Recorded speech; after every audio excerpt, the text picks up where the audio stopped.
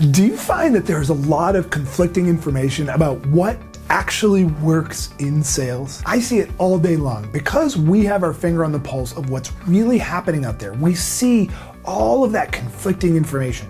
Do you start with a pitch or do you start with questions? Do you go for the close or do you go for next steps? All of these different pieces of information really overload us. So what I want to do is break it all down into a couple of key steps. So in this video, I'm going to show you how to be a better salesperson in 7 steps. Check it out.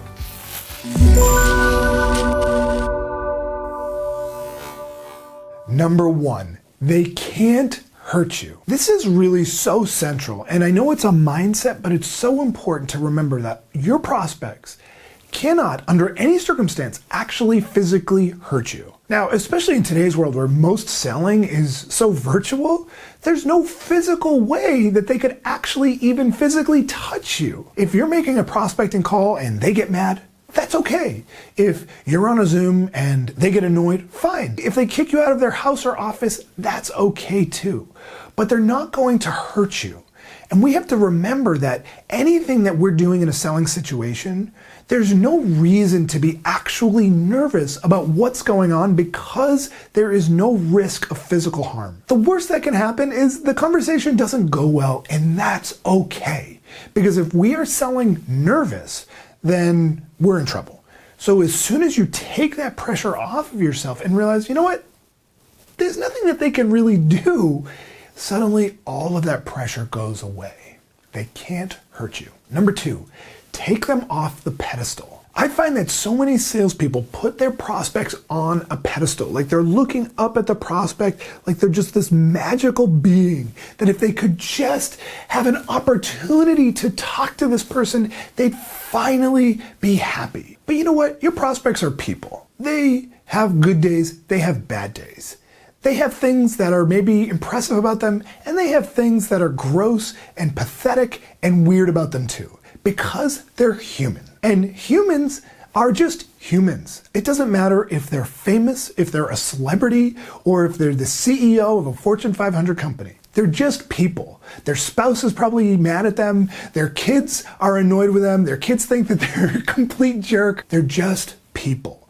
Take them off that pedestal and see them as a peer as opposed to someone who is somehow above. That's a really important distinction, because if you think that your prospect is somehow superior, you are going to be selling from a place of such massive weakness. Number 3, it's 100% about them. In selling situations, we so often have this inclination to want to talk about our company, to talk about ourselves, to talk about our offering.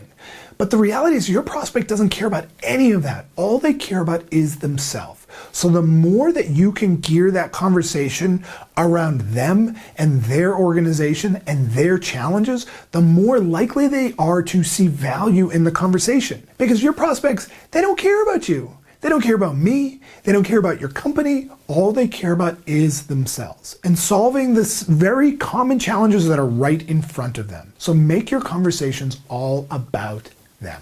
Number 4, get them talking ASAP. This is so important because there's a tendency as salespeople to go on and on and on with this sales pitch early on and trying to basically, if we could just have 15 minutes to pitch our offering, they're suddenly going to be magically persuaded. The reality is that your prospects, they don't want to be pitched, and they don't want to sit and listen to your pitch for 15, 20, 30 minutes. What they want to do is talk. They want to share what's going on in their world. They want to share what's most important to them. So the more you can get them talking early on, the better off you are going to be. If we start and just go into a tirade about ourselves and our company, they are going to turn off and shut down.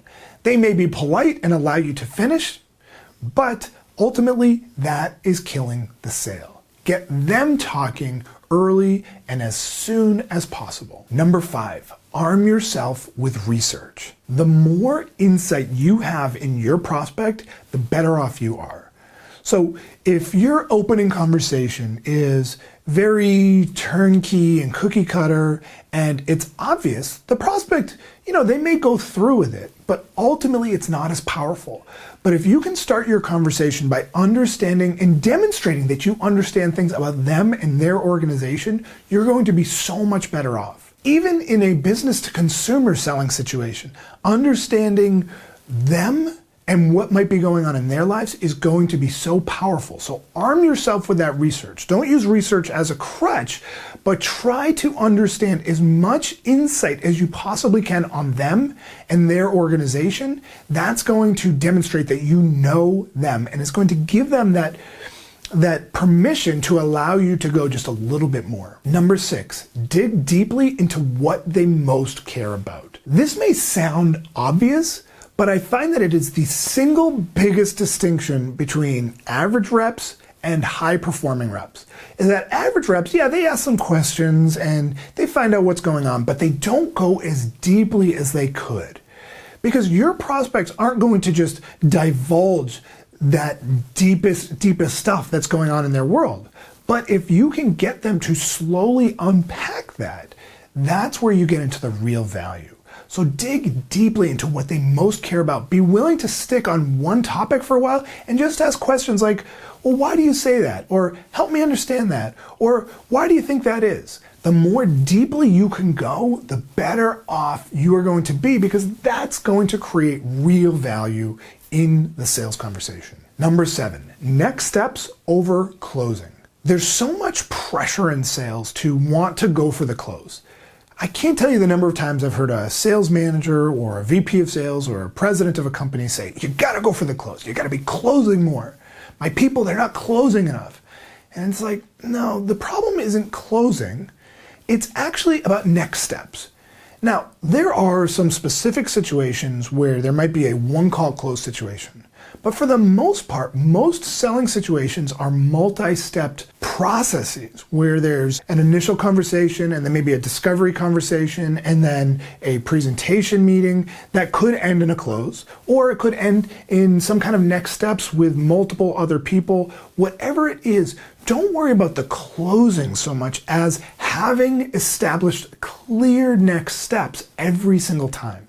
Because what you want to avoid is that following up or checking back in, or would it be okay if I called you on Monday to see what your decision is? That's junk. Instead, what you want to do is say something like, do you have your calendar on you right now so we can avoid that back and forth and just get something on the books for a next step, right? Getting the next steps is so much more important than some high pressure close.